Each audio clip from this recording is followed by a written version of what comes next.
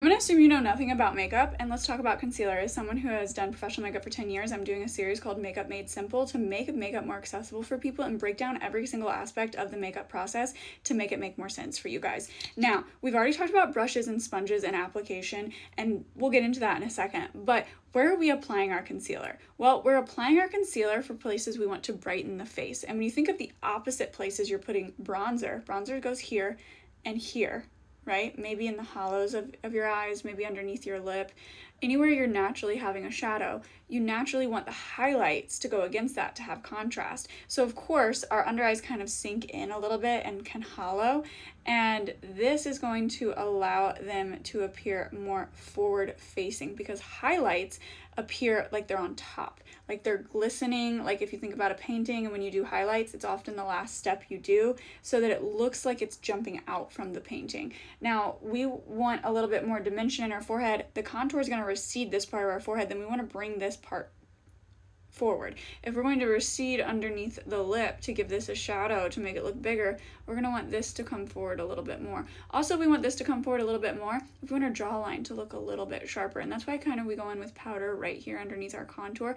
I don't like to go in with concealer there. I think it's like a little too much. I don't need that much dimension, but that's why we're also putting this down the bridge of our nose. So putting this down the bridge of our nose is going to make the nose seem teeny tiny because that little bitty tip is going to be appearing like it's coming more forward, okay? Like our cheekbones are higher, okay? Doesn't mean they're higher on our face always. It means they're further out. They stick off higher off our profile, if that makes sense. Now, when it comes to a brush, you're gonna get more coverage, okay? But it is going to go on thicker. With a sponge, you're going to get natural like finish, easier to blend, quicker to blend. Must be damp. Please use a damp sponge. If you're using a dry sponge, please understand that that will not benefit you in any way, and go check my last video out.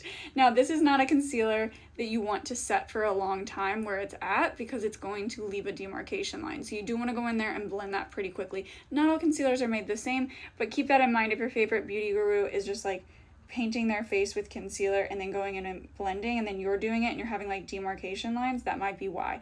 I like to make sure this is blended all the way underneath the eye, and I give kind of a triangular effect because that's what I want brightened. I want this part lifted and brightened and brought forward. If I do like kind of like a half moon oval shape, it looks strange on my face because I have kind of triangular features, if you notice. But if you have a more round face and things are more rounded and scooped and scalloped, it might make more sense for you to do that in that formation. And I implore you to experiment with different ways to apply different products, and by that I mean in different shapes, in different parts of your face. Not always just like the brush or the technique that you're using, but the shape and the placement. Product placement. Explore that because everyone has a different face shape, and just the tiniest tweak can make the biggest difference in your skin. And I like to blend this out with a sponge, like I said. I also often blend my concealer out with a brush. It kind of just depends on the mood I'm in, but if you want to go for something quicker, easier to be foolproof, it's a sponge every single time, but it has to be damp. Also, I should mention that I usually use a concealer 1 to 2 shades lighter than my foundation because I do want it to come forward, just like I'm using for my bronzer, 1 to 2 shades darker than my actual foundation shade because my foundation blanks my canvas out. The concealer is going to highlight, and then the bronzer is going to concede and restrict and create those shadows. So you don't want them to be the exact same shade, obviously, but that's why we don't want them to be the same shade.